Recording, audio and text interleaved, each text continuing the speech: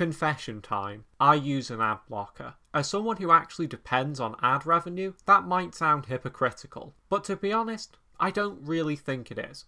I put the ads there with the assumption that everyone who wants to block them will block them. But to be honest, I would still recommend that you use an ad blocker despite the fact I depend on ads. And in today's video, I'm going to show you why I use an ad blocker and why I think that you should too.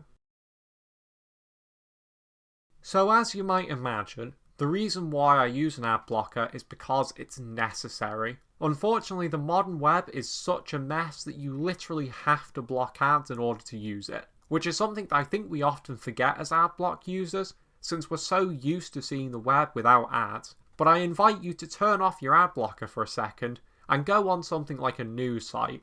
It's nearly unusable. So now, let's talk about what the problems with ads are. The first problem with ads, and the main reason why I advise you to block them, is that they're a major vector for malware transmission. This most often affects novice internet users who might accidentally click a sketchy advert, but this can affect you even if you're an experienced internet user. It's also worth pointing out that your ad blocker can even block malware that isn't an ad. For instance, I've had my ad blocker block several sketchy redirect pages. Overall, it's just really good practice to have an ad blocker installed, and I would probably advise you to install ad blockers on other people's PCs if they're not very tech savvy. Another reason why I think it's a good idea to have an ad blocker installed is that advertisements violate your privacy, which is something that I think is completely unacceptable. Now, don't misunderstand what I'm saying here. I'm not saying that if you use an ad blocker you'll be totally private online. That's not true. Ads are only a very small part of online tracking,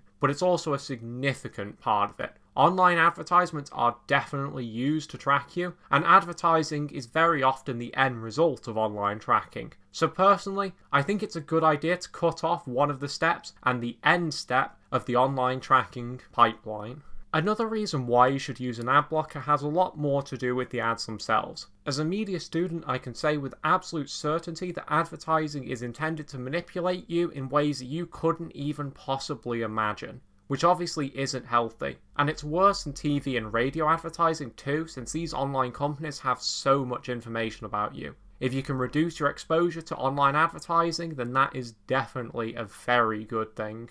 The final reason I think you should use an ad blocker is a simple one. Advertising is just really annoying on the internet. For real though, advertisements get in the way of your content and are just generally really obnoxious. Plus, not all of us own supercomputers. For many of us, advertisements make the internet unusably slow. So using an ad blocker isn't really a choice so much as a requirement. So in conclusion, that's why I use an ad blocker and why I think that you should too. It's a shame that we've reached the point where using an ad blocker is necessary, but that's where we're at. Now to clarify, I understand that in a capitalist system advertising is necessary, but it needs to be a lot less harmful and obnoxious before I'll turn off my ad blocker, and I'd advise that you do the same. That said though, people do need to eat, so if you see any creators that you enjoy on the internet, see if there are any alternative ways to support them. Maybe even consider turning off your ad blocker on certain pages if you deem it acceptable. I think that the power needs to be with the user. But with that said, that's it for today's video. What did you think of it? Let me know in the comment section below and I will see you